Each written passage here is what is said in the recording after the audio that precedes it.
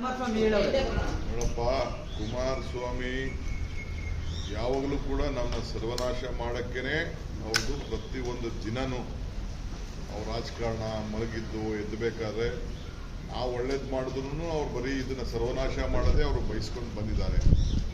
ನಮಗೆಲ್ಲ ಗೊತ್ತಿದೆ ಅವ್ರದ್ದು ನಡೆ, ಹೆಜ್ಜೆ, ಭಾವನೆ, ಚಿಂತನೆ, ಆಚಾರ, ವಿಚಾರ ಎಲ್ಲ ಕೂಡ ನಮಗೆ ಅರಿವಿದೆ. ಅರ್ಥ ಆಯ್ತಾ? ನಾವೇನು ರಾಮನಗರ ಟಚ್ ಮಾಡ್ತಾ ಇಲ್ಲ. ಇವ್ರು ಬಂದು ರಾಮನಗರಕ್ಕೆ ಅಕ್ರಮ ಮಾಡಲಿಕ್ಕೆ ಪ್ರಯತ್ನವನ್ನು ಮಾಡಿದ್ದಾರೆ. ರಾಜಕೀಯವಾಗಿ ಅದಕ್ಕೆ ಅವಕಾಶ ಇದೆ.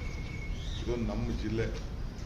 ರಾಮನಗರ ತಾಲೂಕವರು ನಮ್ಮವರು, ಚನ್ನಪಟ್ಟಣವರು ನಮ್ಮವರು, ಕನಕಪುರದವರು ನಮ್ಮವರು, ಮಾಗಡಿಯವರು ನಮ್ಮವರು. ನಮ್ಮದು ಬೆಂಗಳೂರು, ರಾಮನಗರ ಅಲ್ಲ, ನಮ್ಮದು ಬೆಂಗಳೂರು. ಈ ಬೆಂಗಳೂರು ಕೆಂಗಲ್ ಹನುಮಂತಯ್ಯ ಕಟ್ಟಿದಾಗ ಈ ವಿಧಾನಸೌಧ ಕಟ್ಟಿದ್ದು ಬೆಂಗಳೂರಿನಲ್ಲಿ, ರಾಮಕೃಷ್ಣ ಹೆಗಡೆ ಬಂದಿದ್ದು ಬೆಂಗಳೂರಲ್ಲಿ, ದೇವೇಗೌಡರು ಬಂದಿದ್ದು ಬೆಂಗಳೂರು ಜಿಲ್ಲೆಯಲ್ಲಿ, ಕುಮಾರಸ್ವಾಮಿ ಬಂದಿದ್ದು ಬೆಂಗಳೂರು ಜಿಲ್ಲೆಯಲ್ಲಿ.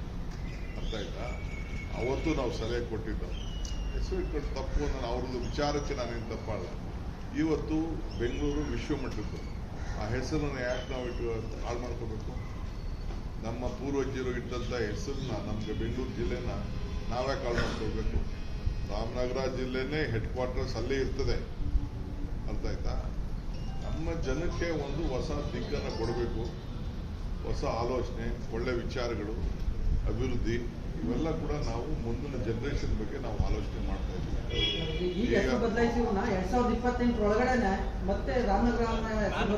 ಅವ್ರ ಹಣೆಲೂ ಬರ್ದಿಲ್ಲ, ಅವ್ರ ಹಣೆಲೂ ಬರ್ದಿಲ್ಲ. ಅದು 2028ಕ್ಕೆ ಕಾಂಗ್ರೆಸ್ ಪಾರ್ಟಿ ಈ ರಾಜ್ಯದಲ್ಲಿ ಅಧಿಕಾರದಲ್ಲಿ ಇರ್ತದೆ. ನೀವು ಬರ್ಕೊಳ್ಳಿ, ದಾಖಲೆ ಇರ್ತದೆ.